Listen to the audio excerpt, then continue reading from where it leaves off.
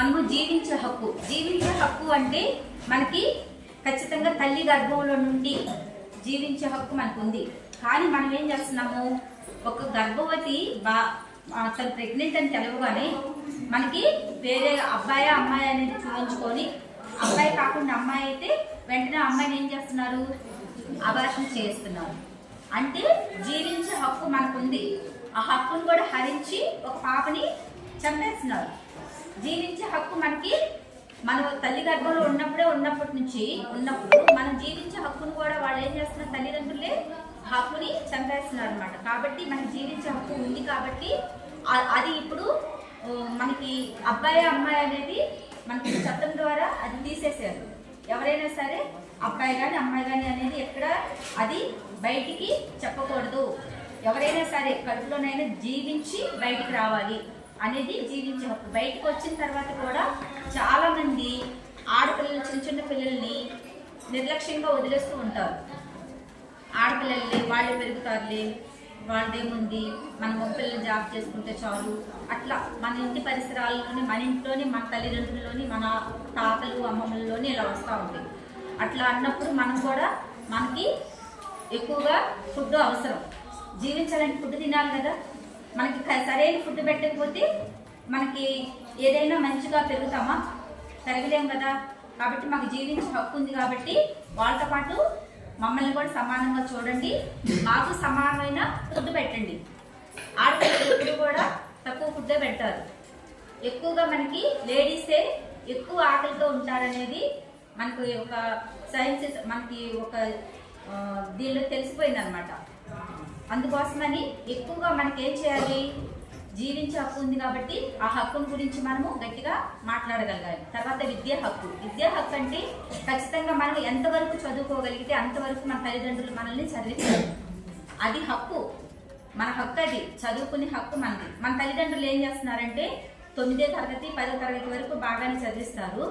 10వ తరగతి అయిపోయిన తర్వాత మనకి ఒక మంచి సంబంధం వస్తే పెళ్లి చేసేస్తారు, చెప్పేస్తారు ముందే, బాగుంటుందమ్మా ఆ సంబంధం చేసుకోండి, మీరు చక్కగా కాళ్ళు తిరుగుతారు, పెద్ద బంగ్లాలు ఉన్నాయి, చాలా ఆస్తుమంతులు, అది ఇదని చెప్పేసి తల్లిదండ్రులే మనల్ని మౌల్డ్ చేసి బాల్య వివాహం అనేది చేసేస్తారు.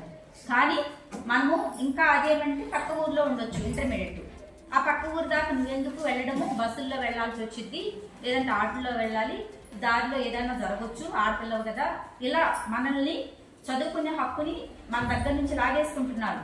కాబట్టి మీరు ధైర్యంగా చెప్పగలగాలి, అమ్మా నేను ఎంతవరకు చదువుకుంటానో అంతవరకు మీరు నన్ను చదివించండి, నేను చదువుకుంటాను, అది నా హక్కు అనేది తల్లిదండ్రులకు అర్థమయ్యేలాగా మీరే చెప్పాలి. ఇలా చెప్పకుండా తల్లిదండ్రులకు మీరు సరే అని చెప్పేసి అన్నారే అనుకోండి, మీకు వెంటనే వివాహం చేస్తారు. వివాహం చేస్తే ఎప్పుడైనా సరే బాల్య వివాహాలు అనేది ఎక్కువగా జరుగుతుంది 9th to 10th పిల్లల్లోనే, మీ ఫ్రెండ్స్లోనే. ఎందుకు, మాకు ఎప్పుడైనా మాకు అంగన్వాడీ కేంద్రంలో ఒక గర్భవతి నమోదు వచ్చింది అంటే టీనేజ్ గర్భవతులు సెంటర్కి వచ్చి ఒక ఊరిలో వచ్చి ఒక్కళ్ళన్నా వస్తున్నారు. టీనేజ్ ప్రెగ్నెన్సీ వాళ్ళు ఎందుకు వస్తున్నారు, బాల్య వివాహం వల్లే వస్తున్నారు. ఆ వివాహాలు కూడా మాకు తెలియకుండా మేము అప్పటికప్పుడు ఆపేసినా కానీ ఎక్కడో చేసుకుంటున్నారు, తీరా ప్రెగ్నెంట్ అయిన తర్వాత నమోదు కోసమని వస్తున్నారు. అలా వచ్చి అప్పుడు నమోదు చేసుకోమంటే మేము ఆ టీనేజ్ ప్రెగ్నెన్సీ వాళ్ళు ఎక్కువ అవుతున్నారు, మన బాల్య వివాహాలు ఎక్కడ ఆపుతున్నాము అనేది మన ప్రభుత్వం వాళ్ళు చాలా కట్టుదిట్టమైన చర్యలు తీసుకొని ఇప్పుడు ఇది కిషోర్ వికాసం అనేది ప్రతి స్కూల్లోనూ ప్రతి అమ్మాయికి అవేర్నెస్ అనేది ఇప్పిస్తే ఖచ్చితంగా వాళ్ళ వివాహాన్ని వాళ్ళే ఆపుకునే ధైర్యం వస్తుంది అనే దానికోసమే కిషోర్ వికాసం అనేది ఈ ప్రోగ్రాం తీసుకురావడం జరిగింది మన ప్రభుత్వం వాళ్ళు. మీరు ఖచ్చితంగా బాల్య వివాహాన్ని అరికట్టాలి. దానికి మీకు నంబర్ కూడా ఒకటి ఉంది. మీకు ఇష్టం లేదనుకోండి, ఫస్ట్ మీరు ఎవరితో చెప్పించాలి, స్కూల్ టీచర్స్ ఉంటారు, స్కూల్ టీచర్స్ తోటి మాట్లాడించాలి, పేరెంట్స్తో.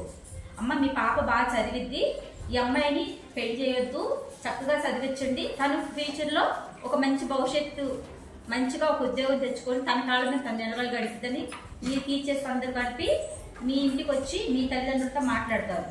అప్పటికి వాళ్ళు ఒప్పుకోకపోతే ఊరు పెద్దలు ఉంటారు, మీకు తెలుసు కదా, ఊర్లో ఆ పెద్దల మాటలు వింటారు కొంతమంది తల్లిదండ్రులు. ఆ ఊరి పెద్దలతోటి కూడా మనం మాట్లాడించవచ్చు. నీ తాతయ్యను అంకులను సంబోధిస్తుంటారు. అంకుల్ నాకు ఇలా వివాహం చేయబోతున్నారు, నేను చదువుకోవాలని ఉంది, మా అమ్మ వాళ్ళతో మాట్లాడింది అని చెప్పేసి వాళ్ళతోటి కూడా మాట్లాడించండి.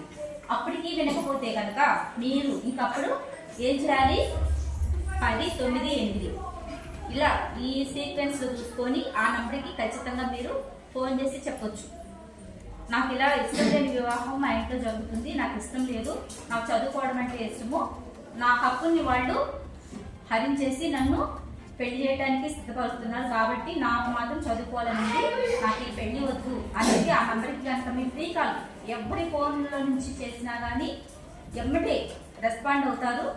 ఇమ్మీడియట్గా వచ్చి మీ వివాహం అనేది ఆపేసి తిరిగి మిమ్మల్ని సర్విచ్చే పూచి కూడా గవర్నమెంట్ మన ప్రభుత్వం వాళ్ళు చేపడతారు. ఇది ఖచ్చితంగా మీరు ప్రతి ఒక్కళ్ళు గమనించండి. ఎవరు కూడా, ఎందుకంటే ఇప్పుడు మీలోనే ఎంతో మంది డాక్టర్స్ అవ్వచ్చు, లాయర్స్ అవ్వచ్చు, కలెక్టర్స్ అవ్వచ్చు, పోలీస్ డిపార్ట్మెంట్కి వెళ్ళొచ్చు, హెల్త్ డిపార్ట్మెంట్కి వెళ్ళొచ్చు, ఎంతో మంది మీ ఫ్యూచర్ని మీరు చక్కగా ఒక లక్ష్యం పెట్టుకుంటారు కదా, నేను పెద్ద అయ్యాక ఈ విధంగా అయితే బాగుండు. ఎందుకంటే మోడల్గా మన ఇళ్లలోనూ లేకపోతే మన ఫ్రెండ్స్ వాళ్ళ దగ్గర చూసుకుంటాం, వాళ్ళు ఇంత చక్కగా కారులో వస్తున్నారు, చక్కగా డిగ్నిఫైడ్గా ఉంటున్నారు, ఇలా ఉండాలి నేను కూడా అని అంటే మనకేం కావాలి, ముఖ్యంగా విద్య అవసరం. విద్యతోనే ఏదైనా సాధించగలుగుతాం. అది లేకపోతే మనము దేనికి పనికిరాము.